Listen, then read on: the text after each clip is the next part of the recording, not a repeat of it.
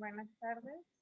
El día de ayer tuve algunos problemillas técnicos con la electricidad y pues por consecuencia con el internet también. No pude eh, impartir el tema en serio. Pero este tema es la unidad 2, que trata sobre los modelos y las teorías psicológicas del desarrollo humano en la infancia. En realidad hay muchísimas teorías del desarrollo humano en la infancia, pero solo vamos a tratar, digamos, las más relevantes o las que marcaron en su momento un parteaguas por, por el enfoque que dio y de dónde venían, ¿no? Eh, bueno, comenzamos. El primero, digamos que se hizo ya de dominio público, fue Sigmund Freud. Como sabemos, Sigmund Freud era de Viena y era neurólogo de profesión.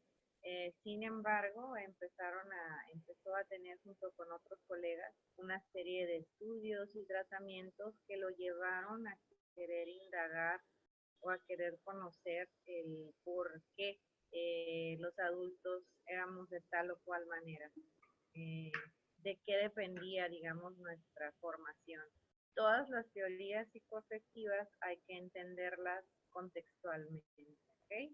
Es decir, la época en la que fueron creadas.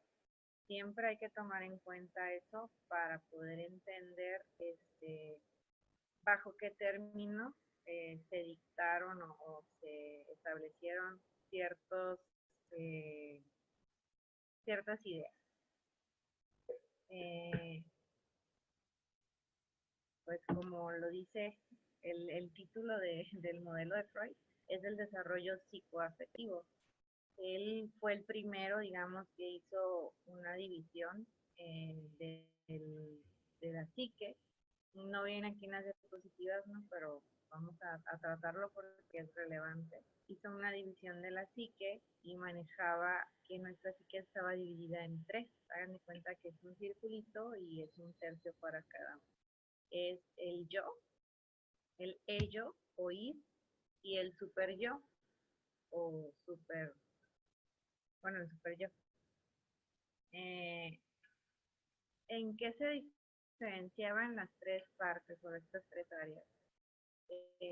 Bueno, el super yo, digamos que son todas aquellas reglas que de una u otra forma hemos introyectado a través de los años. Son todos los debes o deberías que nos han inculcado. El ser bueno, los valores, ser honesto, todo eso. El ello o el ir eh, viene siendo el instinto, basándonos de que, bueno, partimos de una influencia en este sentido de la teoría de Charles Darwin. Nosotros somos concebidos como animales. Eh, entonces, bueno, obviamente tenemos instintos. Este es nuestro ello, el querer la satisfacción inmediata de nuestros instintos. Y digamos que el mediador, el que dejé para lo último, es como nuestro mediador, es el yo. Es el que concilia entre el super yo y entre el ello. Es aquel que nos ayuda a tener el equilibrio. Un ejemplo, eh, tengo mucha hambre, el ello me diría que comiera ya, lo que sea, incluso robarme un pedazo de pan, si fuera necesario. O sea, el super yo me diría, no, ¿cómo? Quebrantarías las leyes, las reglas, bla, bla, bla. El super yo me estaría equilibrando y decir, ok, vas a satisfacer esa hambre que tienes que esperarte solo un poquito más. Digamos que es el de la cordura entre los tres, entre las otras dos estructuras. Bueno, diciendo eso, proseguimos con lo que es las etapas. Freud marcaba que en la formación de estas tres estructuras, el ello, el superyo y el yo, pues te daban 5 etapas para que llegaran a estructurarse estas partes de la personalidad. Entonces, nuestras etapas empezaban desde el primer momento, ¿no? Desde que nosotros nacíamos y empezábamos con lo que es la etapa oral. Si lo vemos explicado un poquito de otra manera, bueno, al final de cuentas es nuestro modo de supervivencia, es la forma oral. La alimentación que nosotros tenemos como seres vivos recién nacidos siempre es por medio de, digamos que es nuestro único modo, ¿no?, de supervivencia. Pero Freud lo ponía como las zonas erógenas, digamos, del placer. El placer en ese momento estaba en la boca. ¿Por qué? Pues porque era el único medio que conseguíamos o que conseguimos como seres humanos, seres vivos, para alimentarnos y para subsistir. Entonces, bueno, esta misma etapa la divide en dos. Una es la etapa oral de succión, que es aproximadamente entre los 0 meses y los 6 meses de edad. Acuérdense que todo esto es un rango de edad, no es tal cual que a los 6 meses ya deje de suceder. Sin embargo, pues pone ahí un rango entre los 0 a los 6 meses. Y el oral de succión, que es cuando ya empiezan a surgir, por ejemplo, nuestros dientes y empezamos a morder. Ya nuestra alimentación también cambia, ya es más sólida, entonces nuestro placer en ese momento está en morder. Digamos que descubrimos que tenemos esa función, entonces en ese momento disfrutamos por medio de el morder. Nuestra etapa oral de succión, que va aproximadamente entre los 6 meses al año, más o menos. Él comentaba que dependiendo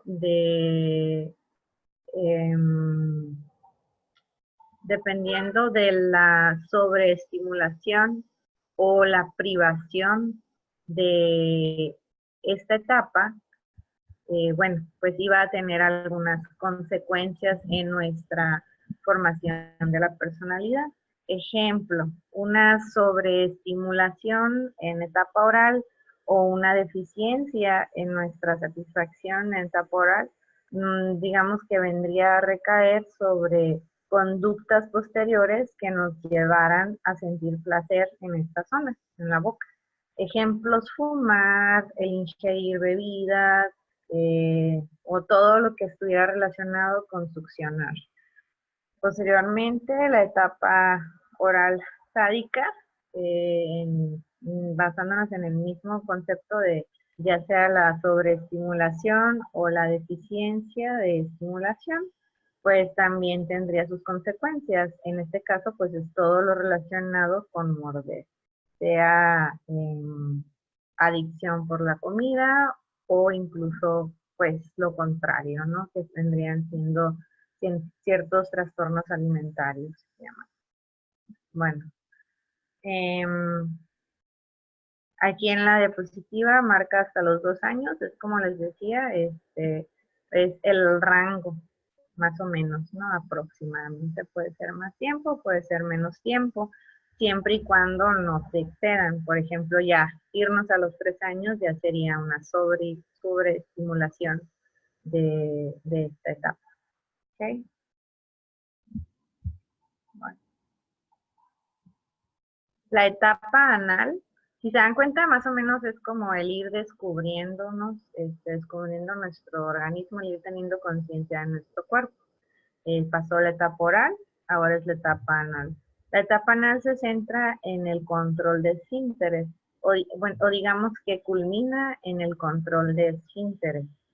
En esta etapa, que va más o menos de los 2 años a los 3 años, acuérdense que puede tenerse un poquito más, la atención es en eso, en la pulsión anal. Y principalmente pues es en el ir aprendiendo los esfínteres, ir aprendiendo que puede controlar el ir al baño, hacer popó, hacer pipí, hacer sus necesidades. También es una manera de juego o de control en un inicio, este, en recibir la atención de mamá, de papá. Y bueno, también hay obviamente sus consecuencias, digamos, a largo plazo, en dado caso que se sobreestimule o que el proceso del control de esfínteres sea muy rígido o demasiado suave, ¿no? Pueden caer en situaciones como demasiada pulcritud o todo lo contrario. Aquí es todo lo contrario, pues no hay como que medias tintas, digamos. La etapa fálica, que va más o menos de los 3 años a los 6 años, la zona erógena está relacionada con los genitales. Sin embargo, obviamente, es totalmente diferente a lo que este, a la madurez, digamos, adulta que se concibe. En este caso es el ir descubriendo los genitales, el darse cuenta incluso entre niños y niñas que son diferentes, y es donde surge lo que llama Freud como el miedo a la castración. O sea, cuando un niño se da cuenta que la niña no tiene pene, entonces él lo manejaba como la envidia del pene, de la niña. Al darse cuenta que ella no tenía pene, se suponía que tenía una envidia del pene, y el hombre, el niño, era como que el miedo a la castración, de decir, ay, ¿por qué ella no tiene un pene?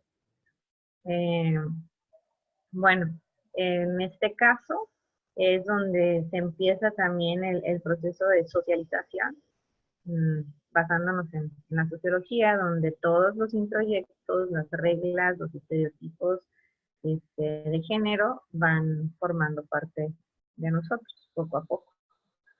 Eh, en esta etapa también es donde surge el famoso complejo de Edipo, en donde el niño siente admiración o atracción hacia mamá, eh, y por lo tanto busca ser, digamos, más similar a papá o al objeto de afecto de mamá.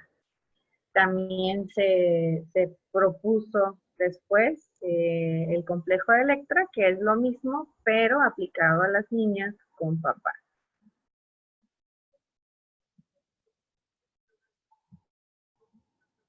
Bueno, vamos a la etapa de latencia. En esta etapa, Freud, perdón, decía que era aproximadamente a los 7 años y hasta el inicio de la pubertad.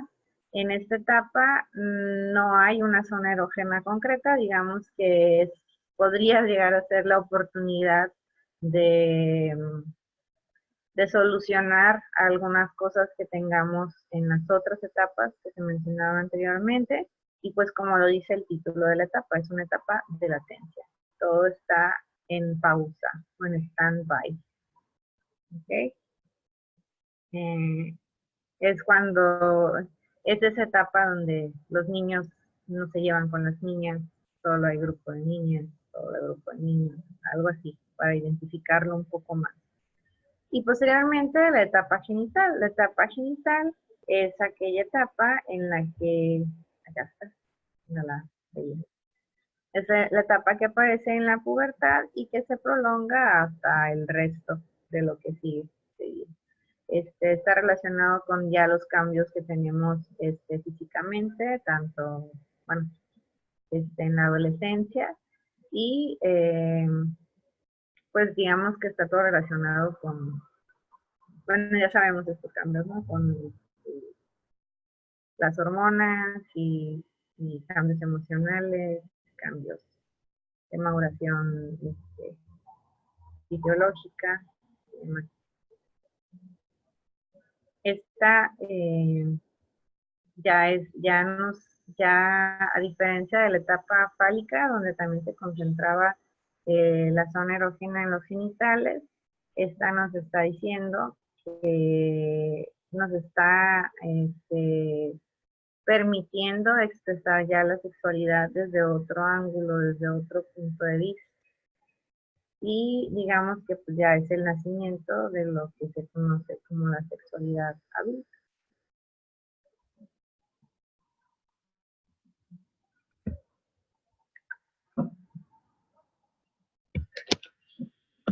Bueno, normalmente preguntaría si hasta aquí todo bien, nada más que pues no tengo público.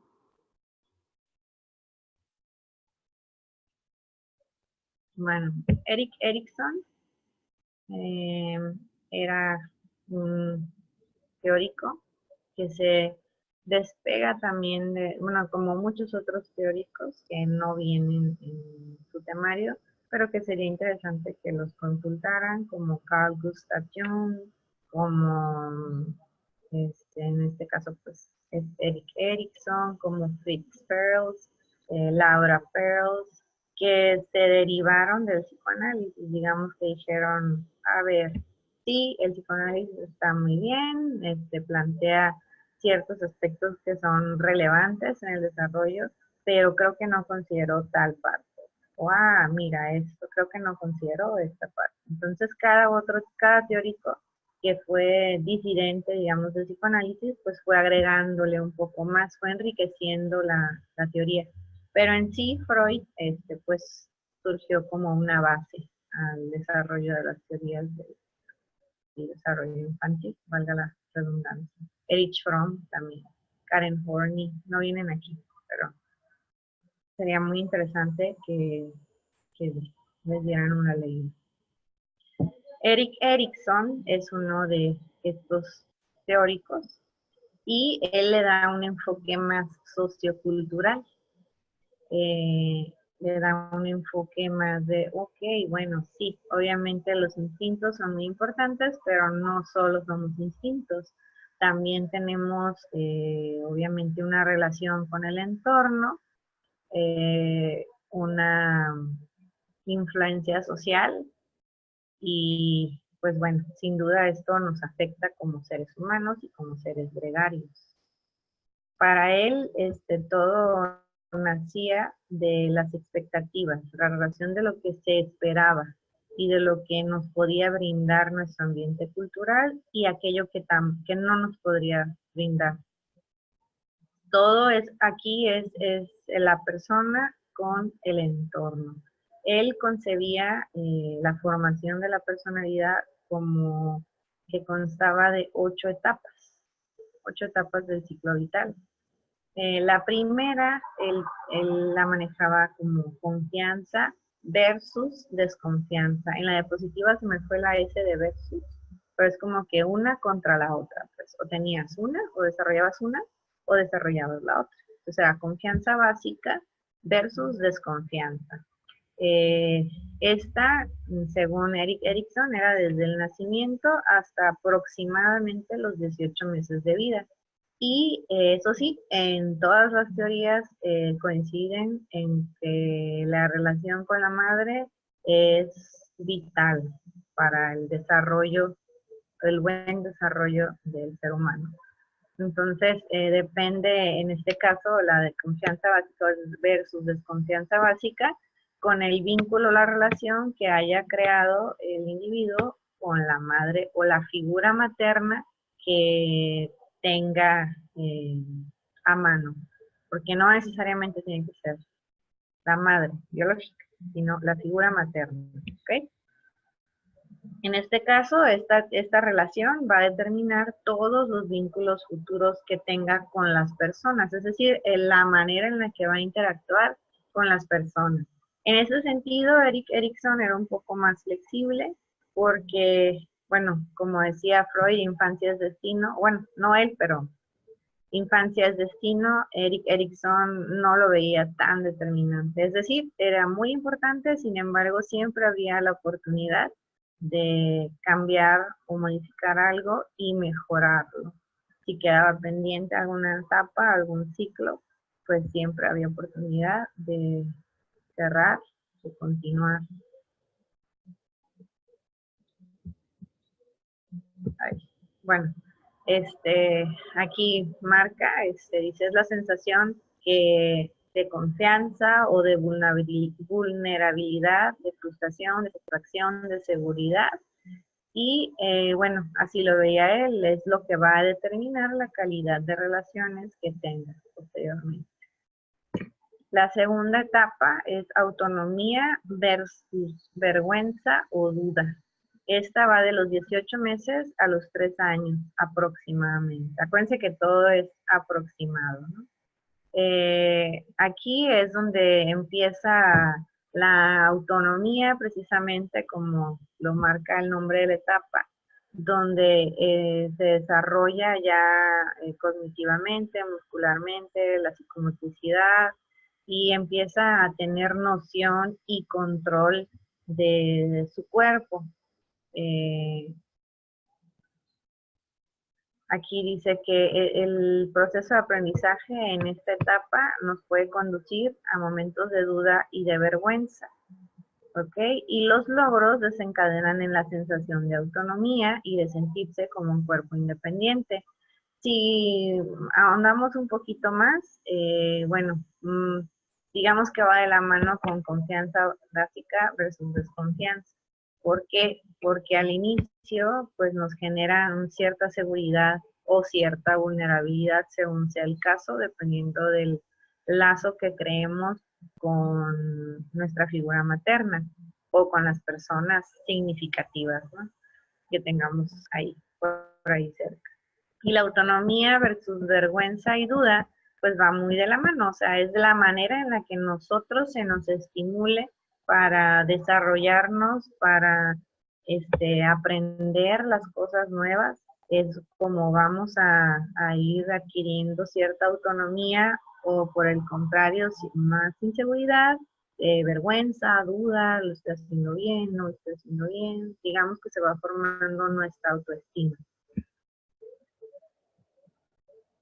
La tercera etapa es iniciativa versus culpa. Esta va de los 3 a los 5 años de edad y es cuando el aprendizaje y el desarrollo en general está rapidísimo. Si hay interés por relacionarse con los demás niños, con las demás gentes, la actividad es muy alta y pues que a cada rato van poniendo a prueba todas sus habilidades, todas sus capacidades. La curiosidad también está a tope y el proceso creativo, toda la creatividad es posible desarrollarla en esta etapa. Dice, en caso de que los padres reaccionen negativamente a las preguntas de los niños o a la iniciativa, es probable que se genere sensación de culpabilidad. Todo depende, si como vemos aquí, del entorno. La respuesta que nosotros veamos que recibimos del entorno, pues va a generar, en este caso, una iniciativa a ser más autónomos, a aprender, a explorar, a crear, o un sentimiento de culpa de esto no lo debo hacer, esto. Todo es control social, en pocas palabras. Bueno, de los 6 a los 7 años hasta más o menos los 12, se fijan, va más o menos a la par con la etapa de latencia de Freud, sería industria versus inferioridad. Dice aquí que muestran los niños un interés genuino por el funcionamiento de las cosas y pues son más independientes en cuanto a las actividades que realizan por sí mismos, poniéndole todo su empeño, todo su esfuerzo, todos sus conocimientos y todas sus habilidades. Aquí el reforzamiento ya no nada más es de casa, es muy importante el reforzamiento de los pares, de la escuela y en resumen de todos los entornos sociales en los cuales nos estemos desenvolviendo, ¿no? Aquí se empieza a adquirir una relevancia trascendental, es decir, sentirnos que somos productivos van de la mano con las otras etapas en cuanto a nuestra autoestima, sigue creciendo nuestra autoestima o nos vamos sintiendo inferiores. La que sigue es identidad versus confusión. Es, bueno, en la etapa eh, más complicada, la adolescencia, y es donde, bueno, ya estoy en cierto nivel con la relación con mamá, ya puedo realizar las actividades un poquito más independientemente, más autónomamente, me permito explorar, mi autoestima va bien, o lo contrario, ¿no? En cada uno de los casos. Entonces podemos ir definiendo quiénes somos. Eh, en este caso, aquí marca la pregunta, ¿quién soy? Es cuando vamos a adquirir la identidad o una confusión. En este caso, marca que los adolescentes empiezan a mostrar más independiente, es cuando, pues por la misma situación, empiezan a buscar el apoyo o la compañía de los pares y a alejarse un poco de mamá, de papá. Comienzan a pensar en futuro, en cómo les gustaría verse, en qué van a estudiar, en qué poder trabajar, cómo vivir, de qué empiezan a generar sus metas, digamos. Pero esto sucede, obviamente, si se recibe el soporte adecuado. Es que es lo que decíamos, la identidad versus confusión. La otra etapa es intimidad versus aislamiento. Es más o menos de los 20 años a los 40 años. Como ven, Erik Erikson se fue hasta, de hecho hay hasta ya los 60 y más en las etapas. Entonces, lo vio más socialmente el asunto.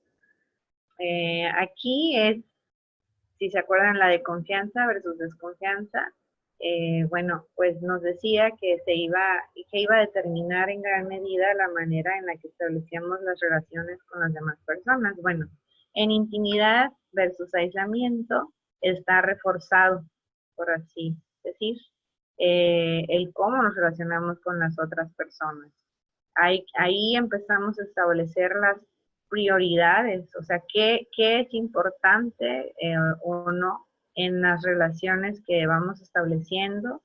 Va agarrando más seriedad, digamos, se requiere un compromiso recíproco y algo que nos genere sensación de seguridad, de compañía o de confianza. También puede darse el otro caso, que es el aislamiento, y en esta situación, pues digamos que rozamos en la evasión, bueno, tenemos evasión de la intimidad y estamos rozando con soledad o aislamiento. Y esto pues nos puede llevar a la depresión y en casos más graves, pues a otro tipo de situaciones, ¿no? Como suicidio o algo así. Bueno, continuamos con generatividad versus estancamiento. Este estadio transcurre más o menos de los 40 años a los 60 años.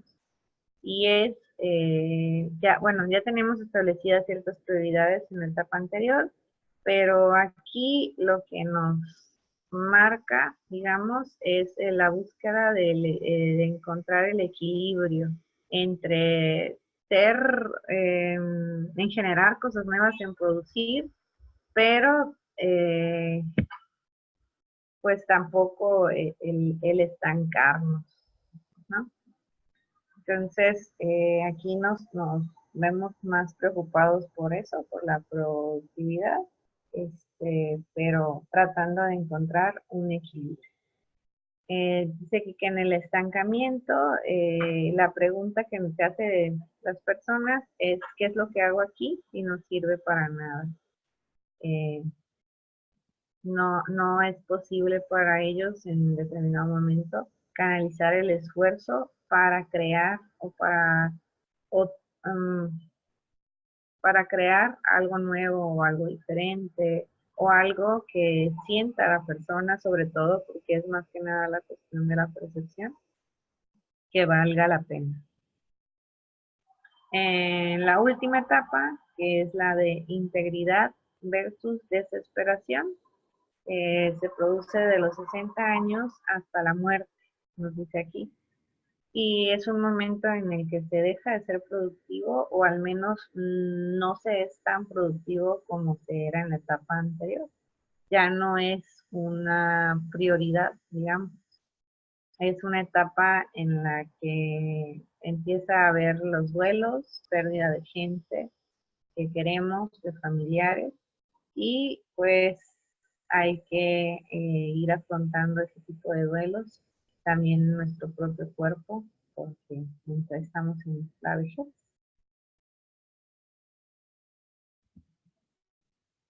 Bueno, hasta aquí, Erik Erikson tiene una teoría muy interesante, y sobre todo es eso, pues ya considera la influencia social más que nuestro teórico anterior, que era Sigmund Freud.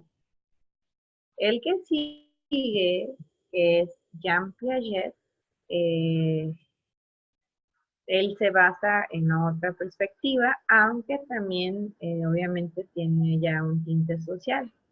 Él marca el desarrollo del nivel cognitivo o de la habilidad cognitiva de las personas y marca varias etapas de su desarrollo.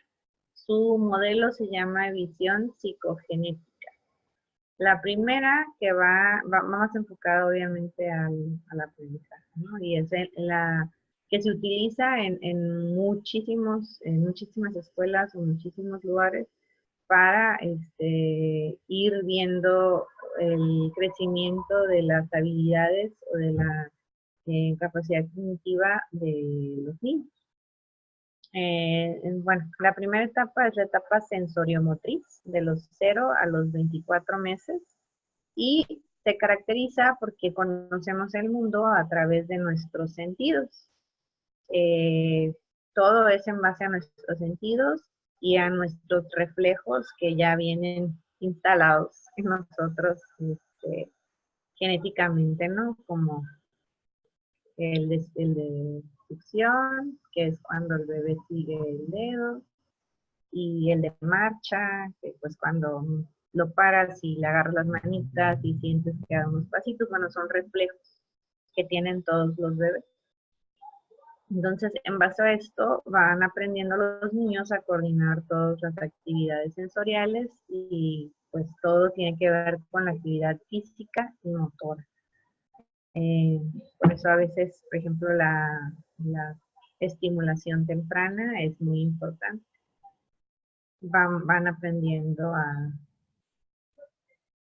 a concentrarse o se recibe una mayor estimulación, valga la redundancia, que nos va permitiendo el desarrollo de nuestros sentidos o la concientización de nuestros sentidos de una mejor manera. La etapa preoperacional, que va más o menos de los 2 a los 7 años, es cuando estamos representando en nuestra cabecita todo aquello que nos rodea.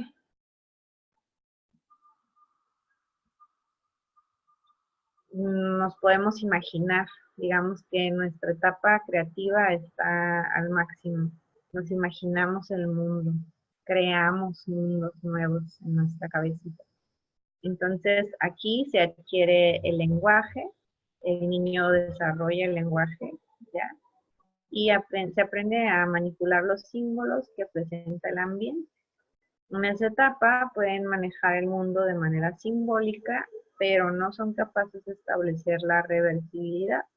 En esa etapa es donde se da el fenómeno del egocentrismo, que es la conciencia de mí como persona y todo lo demás es una extensión mía. Entonces, yo soy el centro del universo, algo así. Entonces, los niños en esta etapa son egocéntricos y hacen el uso del animismo. Si nos acordamos de, por ejemplo, la película de Toy Story o ciertas películas donde se les da vida a los muñecos, a los juguetes, bueno, ahí está. Y, ay, no le tires a mi osito porque le va a doler y, ay, tal cual. Bueno, en la etapa de las operaciones concretas, que va de los 7 a los 11 años, y se muestra mayor capacidad para el razonamiento lógico, aunque limitado a las cosas que experimenta realmente. Es decir, si en ese momento no me es útil, si yo no siento que me es útil, no tiene mayor relevancia.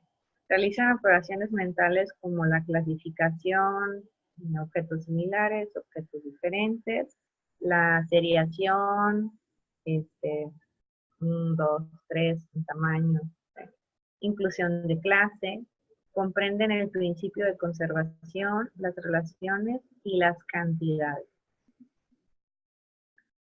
La etapa de las operaciones formales, que va de los 11 en adelante, en teoría somos capaces de emplear la lógica propositiva en la resolución de problemas hipotéticos.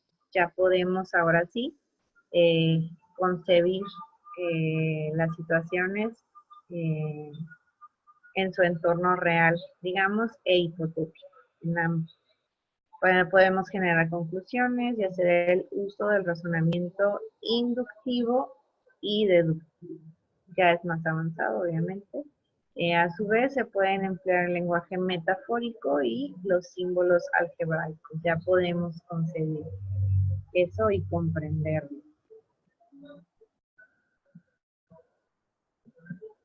Bueno, no sé si voy muy rápido.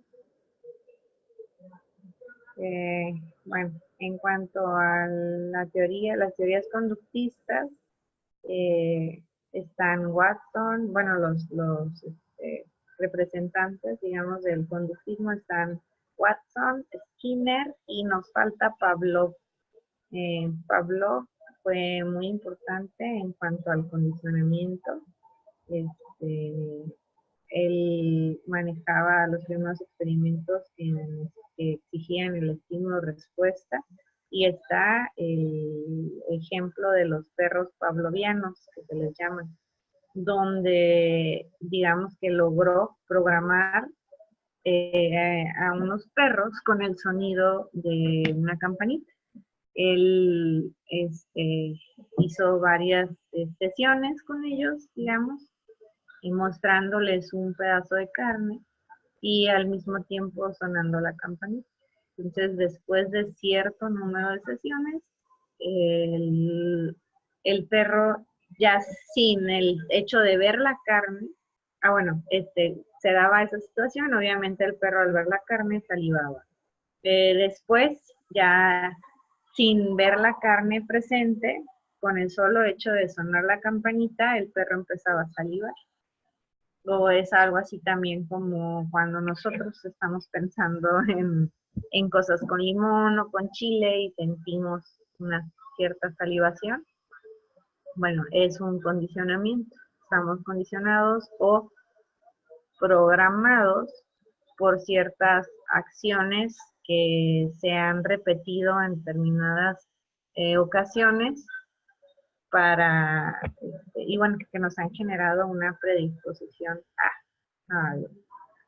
Él era Pavlov, era un ruso, y ahora vamos con Watson, también de los principales ponentes del conductismo, era estadounidense.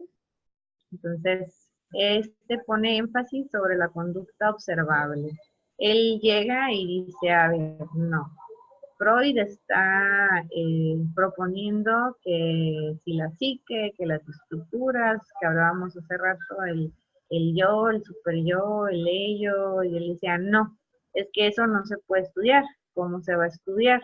Necesitamos estudiar algo que sea tangible o que sea observable. ¿Qué es observable? Pues la conducta es observable.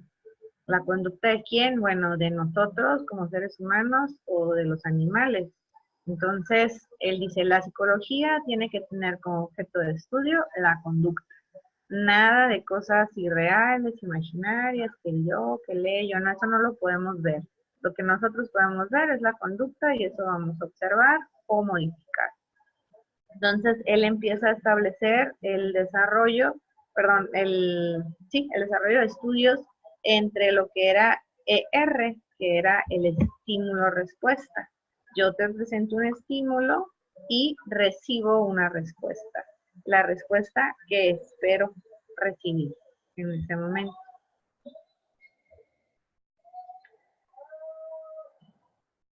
Entonces, dice, bueno, más que en el estado mental interno de la gente, pensaba en eso, en la conducta y la relación que tenía la conducta sobre el estímulo-respuesta, que después Burrius Skinner amplió un poco, ¿no?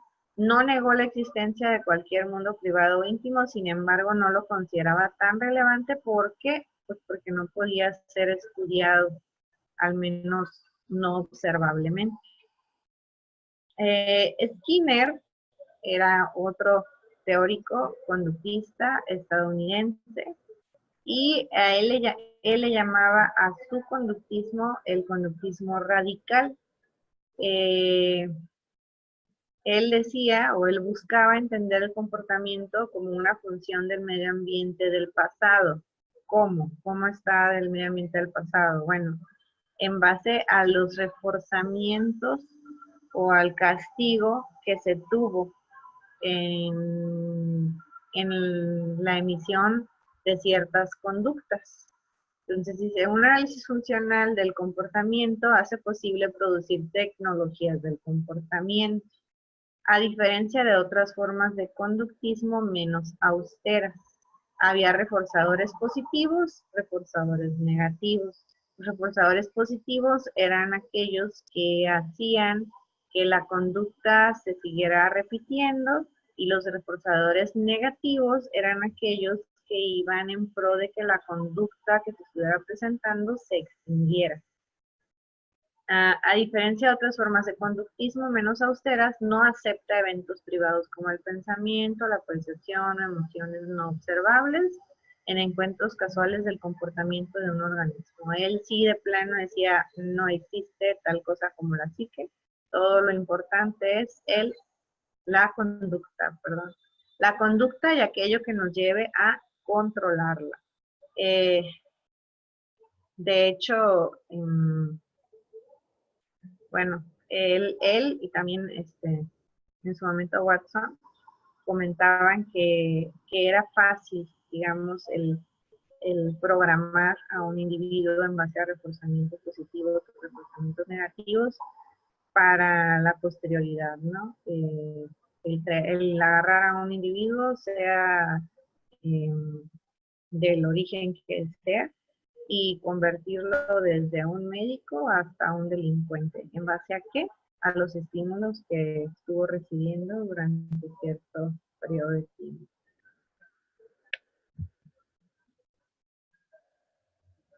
Bueno, el que sigue es el modelo sociohistórico y cultural de Vygotsky.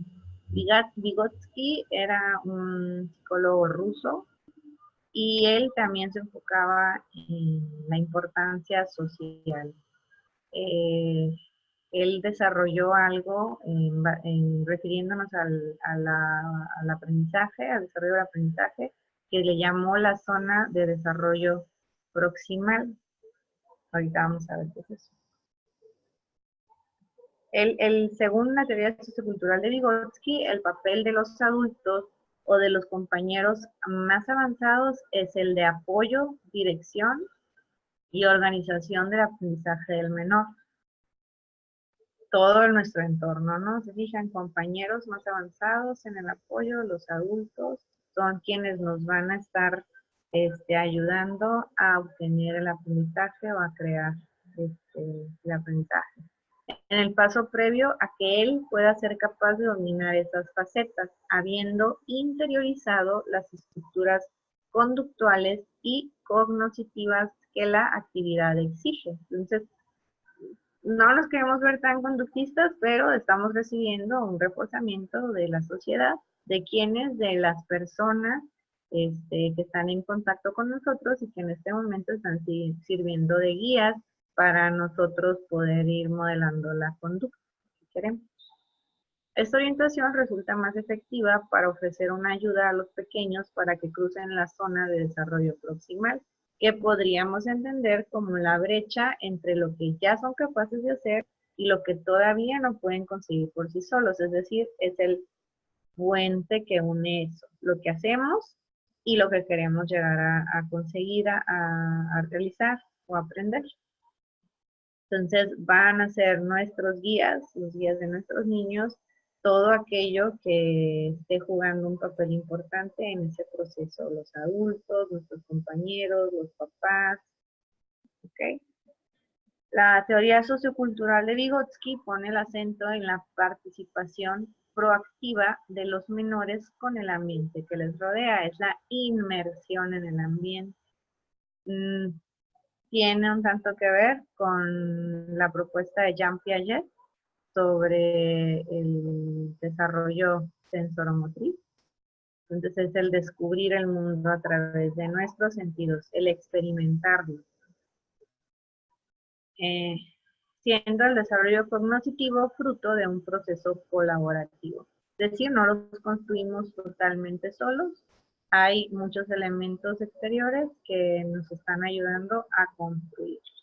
Lev Vygotsky sostenía que los niños desarrollan su aprendizaje mediante la interacción social. Van adquiriendo nuevas y mejores habilidades cognitivas como proceso lógico de su inmersión a un modo de vida. Aquellas actividades que se realizan de forma compartida permiten a los niños interiorizar las estructuras de pensamiento y comportamentales de la sociedad que les rodea, apropiándose de ellas. Vendría estando muy relacionado con el proceso de socialización.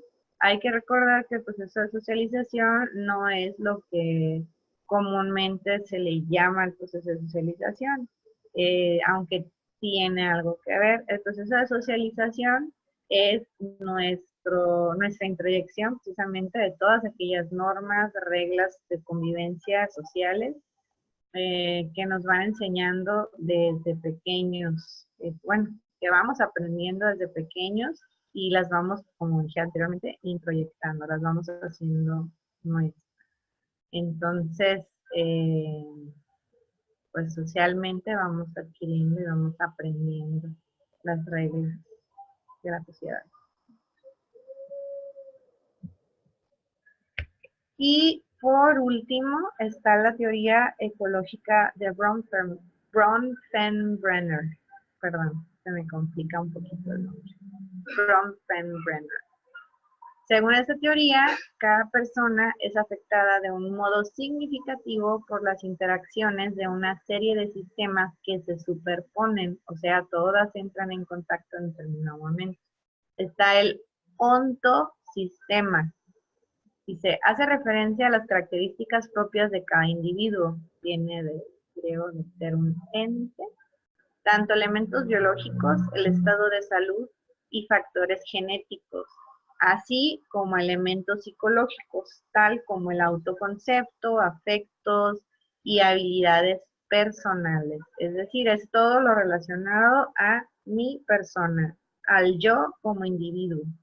Tanto mi salud, tanto todo lo que es lo genético, lo biológico y otros tipos de concepciones, las emociones, habilidades y demás. Pero es todo relacionado a mi persona.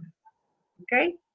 Luego están los microsistemas, que configuran en forma íntima e inmediata el desarrollo humano. Se refiere fundamentalmente a las interrelaciones personales cercanas, en especial la familia y posteriormente, conforme vamos creciendo, pues los grupos de los amigos, ¿sí? Ya son los grupos a los que vamos perteneciendo, nuestros microsistemas. Bueno, interrelaciones personales cercanas lo componen todos aquellos grupos de personas con las que se interactúa y que son influyentes en la conformación de la identidad individuo-grupal, como la familia, el grupo de amigos, era lo que mencionaba hace un ratito, el equipo de fútbol y en todos aquellos grupos en los que yo juegue un rol en el que me desenvuelva. Entonces tenemos el ontosistema, soy el yo, la persona. El microsistema es como mi persona interactúa con algunos grupos que son cercanos a mí y que de cierta manera influyen en mi desarrollo de la personalidad. Y los mesosistemas ya son cuando interactúan entre dos o más microsistemas. Dice, por ejemplo, cuando los padres coordinan sus esfuerzos con los docentes para educar a los niños y donde el punto de interacción en común es un individuo.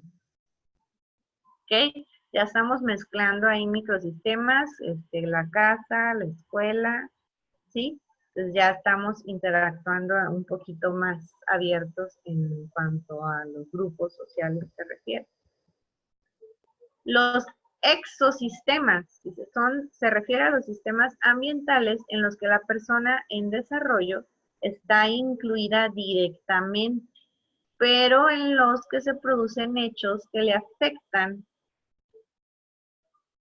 A ver, déjenme mover porque no puedo leer. Le afectan e incluyen todas las redes externas mayores que las anteriores, como las estructuras del barrio, la localidad o la urbe. Ya vamos más lejos en cuanto a la interacción social se refiere.